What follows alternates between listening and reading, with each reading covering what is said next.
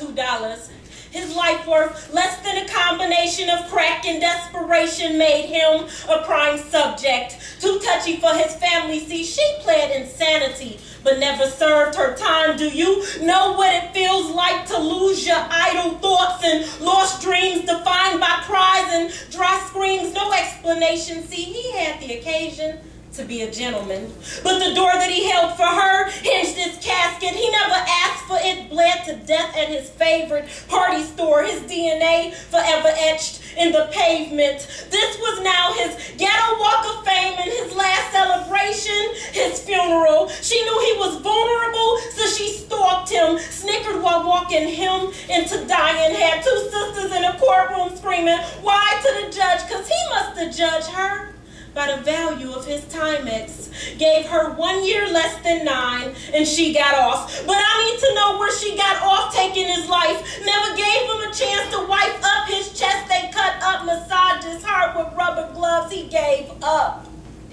12 hours in emergency felt like an eternity, but I'm eternally grateful for every year that he gave me, every dollar he ever snubbed me, every moment that he loved me. She snubbed me, robbed my whole family, then she pled insanity, but we all went crazy. It amazes me how she could clock him off a watch and some singles. Took my uncle's life for a watch and some singles.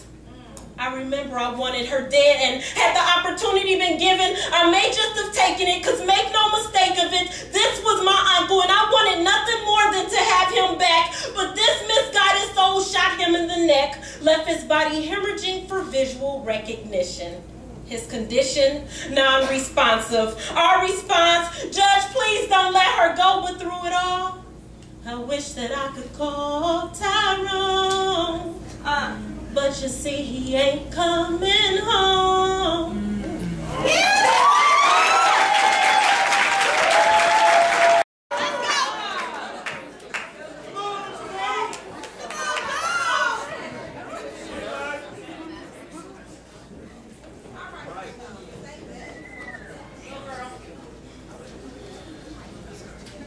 For years, we've been waiting on the revolution to be inside of our televisions.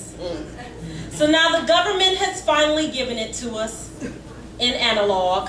But like most of y'all, I wasn't able to see it because I converted.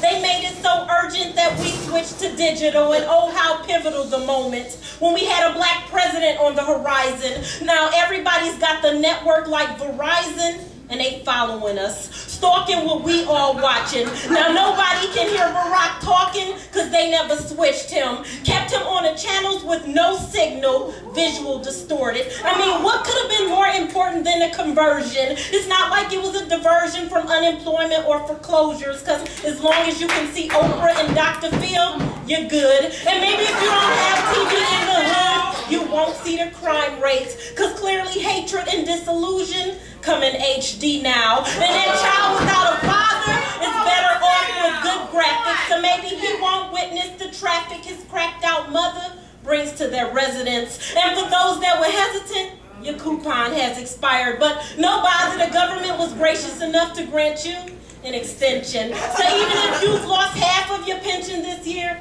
you can still save on a converter box. Because what kind of household would you have without Fox guiding you through the recession? Come on, count your blessings. Because if you have cable, you can keep your political connection, your reception. And this recession, well, it's temporary. So run out and get your flat screen TVs and digital antennas, because it's not like they're going to plant anything in them to brainwash you. They're done bamboozling us, right? They gave us a president we can call black with just enough white in them to play snatchies. And I didn't throw that line in there just to be catchy. I mean it. I wish you could still see it through rabbit ears, but they've been playing on our fears for months now, and we've been too naive. So please, throw out your converter boxes and pick up a book, and stop letting the government read you, because they've been misleading you for too long. But don't get me wrong, because I wasn't the wiser. I was just as surprised as you are at their antics. But we some damn addicts. We made converters the new rims and flat screens the new cars we can't pay off. We still paying on.